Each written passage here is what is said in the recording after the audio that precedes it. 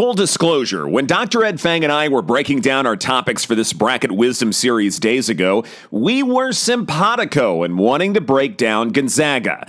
That was before the ugly, wretched WCC championship game. According to Opta Stats, Gonzaga became the first team in 25 seasons to score fewer than 60 points, shoot less than 10% from three on 25-plus attempts, get out-rebounded by at least 15, but still win the game. And yet, Gonzaga is still one of the more intriguing teams in this year's NCAA tournament. Why? Well, let's explore. Welcome to our Bracket Wisdom series on the Football Analytics Show podcast. I'm Egros on assignment for the Power Rank. We've profiled the Zags many times in this series, notably that they mastered incorporating transfers before it became en vogue.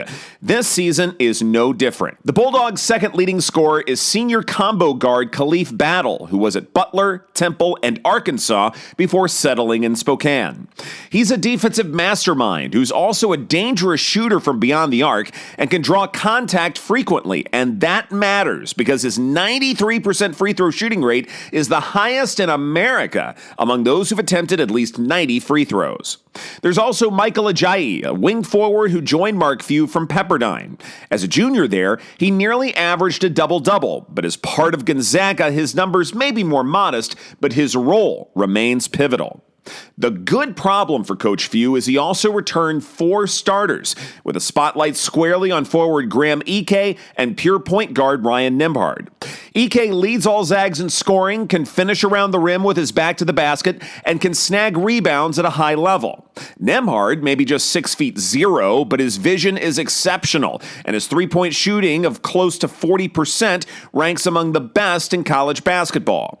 Seniors Nolan Hickman and Ben Gregg are also combining to average more than 20 points per game, though it's worth noting Gregg came off the bench in that conference championship game as center Braden Huff took a starting spot and led all scorers with 18.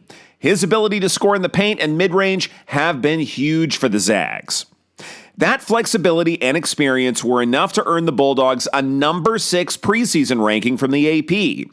They even made it to as high as 3rd after wins over Baylor and San Diego State.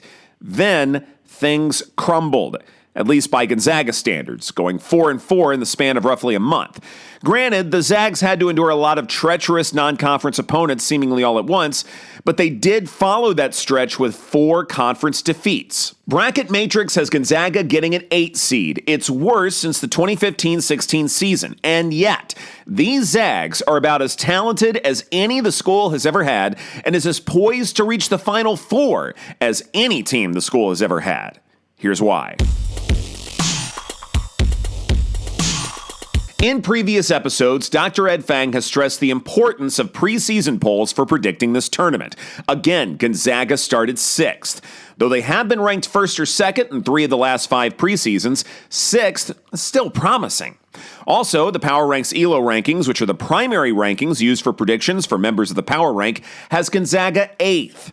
Keep in mind, 3 of these losses happened in overtime, and only 1 of them was by more than 2 possessions. That was against St. Mary's, a squad they went on to dismantle in the WCC title contest. Finally, ShotQuality.com is a service that analyzes which teams rely the most on high-quality and high-efficiency shots like threes and attempts at the rim. Gonzaga is 4th according to their metric, and while their projected win percentage based on these shots is higher than their actual record, Shot Quality also suggests Gonzaga is due for positive regression. Look, a lot of wacky things can happen during the regular season, but it's important not to dwell too much on the resume and focus more on the talent and coaching.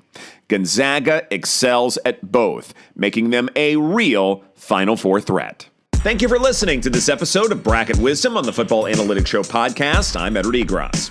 The Power Ranks March Madness cheat sheet makes it drop-dead easy to fill out your bracket. These predictions are based on analytics that have predicted the game winner in 70% of tournament games since 2002.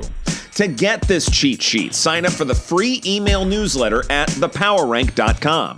That is Dr. Ed Fang's site for better March Madness predictions through analytics. Once again, that's thepowerrank.com. Members of the Power Rank get access to full bracket advice for how to win your pool. This includes the Power Rank's very best analytics, strategy, and insights into basketball. Members also get access to member predictions for each game and college basketball player props during the tournament. To learn more, go to thepowerrank.net. This is a URL that will take you to a page on the site dedicated to becoming a member of the Power Rank. Once again, that's thepowerrank.net.